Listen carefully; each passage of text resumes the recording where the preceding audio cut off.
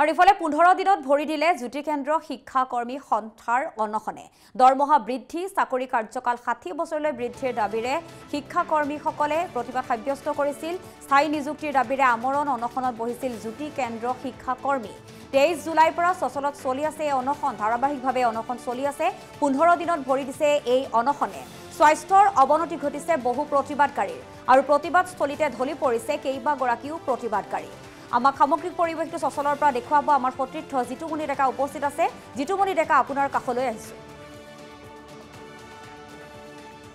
শিক্ষকৰ চকুত আজি চকুলো 15টা দিন ধৰি তেওঁলোকে অনশনত ন্যায্য প্ৰাপ্তিৰ দাবীত এনেদৰে গুৱাহাটী মহানগৰৰ সচলত এনেদৰে প্ৰতিবাদী কাৰ্যসূচী ৰূপায়ণ কৰি থকা দেখা গৈছে যেহেতু তেওঁলোকে যে 15টা দিন ধৰি তেওঁলোকৰ যি ন্যায্য প্ৰাপ্তিৰ দাবীত অসম চৰকাৰৰ বিৰুদ্ধে এনেদৰে তেওঁলোকে প্ৰতিবাদী কাৰ্যসূচী ৰূপায়ণ কৰিছে তেওঁলোকে আমাকো জীয়াই থাকিবলৈ দিয়ক আহ্বানেৰে আমৰণ অনশন কৰিছে যেহেতু 23 তাৰিখৰ পৰা আজি পৰ্যন্ত তেওঁলোকৰ যি ন্যায্য প্ৰাপ্তি এই ন্যায্য প্ৰাপ্তিৰ দাবীত এনেদৰে প্ৰতিগৰাকী শিক্ষকে এনেদৰে প্ৰতিবাদী কাৰ্যসূচী ৰূপায়ণ কৰিছে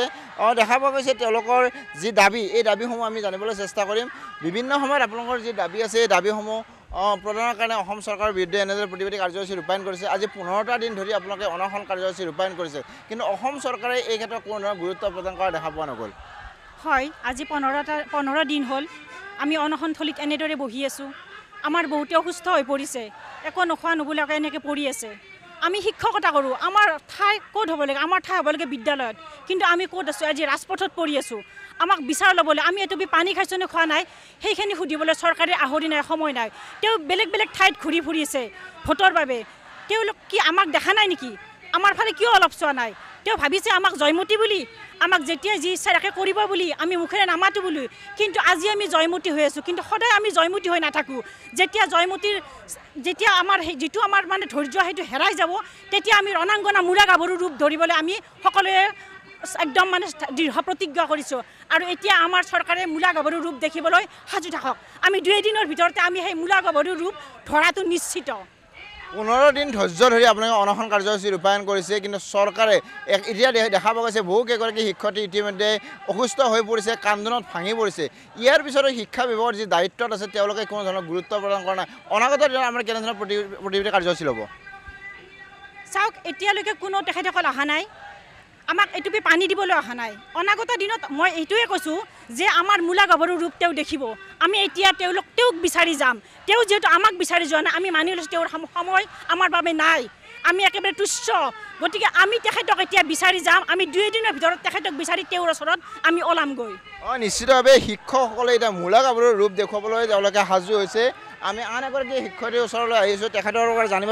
দেখা পোৱা গৈছে ইতিমধ্যে আপোনালোকৰ বহুগৰাকী শিক্ষক শিক্ষয়িত্ৰী অসুস্থ হৈ পৰিছে যিহেতু 15টা দিন ধৰি 23 তাৰিখৰ পৰা আজিলৈকে আপোনালোকে প্ৰতিবাদী কাৰ্যসূচী ৰূপায়ণ কৰিছে আপোনালোকৰ মূল দাবী কি আছিলে আমাৰ মূল দাবী আছিল আমি যাতে 60 বছৰ বয়সলৈকে কৰ্মখিনি কৰি যাব পাৰোঁ আৰু আমাৰ দৰমহাখিনি বঢ়াব লাগে আৰু যেন আমি সুস্থ এই হেৰিখিনিত আমাৰ যাতে যিটো এতিয়া মূল্য বৃদ্ধি সেই মূল্য বৃদ্ধিটো বজাই ৰাখি যাতে আমি নিজৰ পৰিয়ালটোৰ লগতে নিজক চলাই যাব পাৰোঁ সেইখিনি আমাৰ মূল দাবী আছিল কিন্তু আমাক কৰি থৈ দিছিল যি আমাক 3টা পৰ্যায়ত 3টা কেটেগৰী আছিল 3টাৰ 2জনৰ হৈ গ'ল কিন্তু আমাক দিয়া নাই কিয় দিয়া নাই সেইটো তেখেতসকলে জানে কিন্তু আৰু অনুৰোধ কৰিবৰ ইচ্ছা নাই আমাৰ বহুত অনুৰোধ কৰিলোঁ তেখেতসকল চৰকাৰৰ ফালৰ পৰা আমাৰ ওচৰলৈ কোনো মানুহ অহা নাই এতিয়া আমি নিজেই উঠি যাম আৰু কি পাৰোঁ আমাৰ লাগাখিনি আমি নিজেই ল'ব লাগিব কাৰণ তেখেতসকলে বিভিন্ন জাগাত ঘূৰি ফুৰি আছে বেলেগ বেলেগ কামত ঘূৰি আছে কিন্তু আমি যে ইয়াতে ধৰ্ণাস্থলীত আজি 15 দিনে এনেকৈ অসুস্থ শৰীৰ লৈ কিমানকেইজন বাইদেউৰ আজি অসুস্থ বাইদেউজনীৰ কথা ভাবিলেতো বেয়াই লাগে কিন্তু এইবিলাকৰ কথা কোনো গুৰুত্ব নাই গতিকে তেখেতসকলে নিশ্চয় জানে অসমত বহুত মূলা গাভৰুৰ সৃষ্টি হৈছিল বহুত মাইকী মানুহে নিজক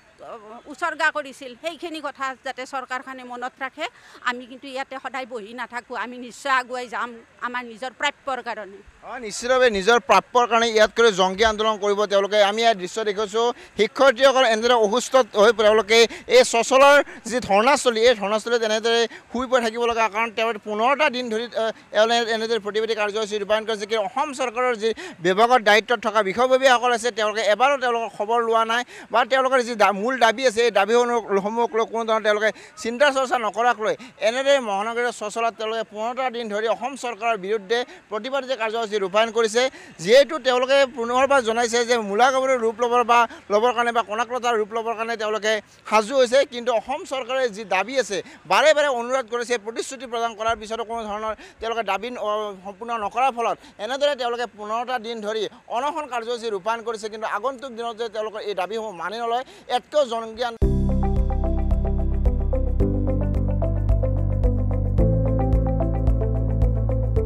NB নিউজ সহজ সৰল ভাষাত নৱভাৰতৰ কথা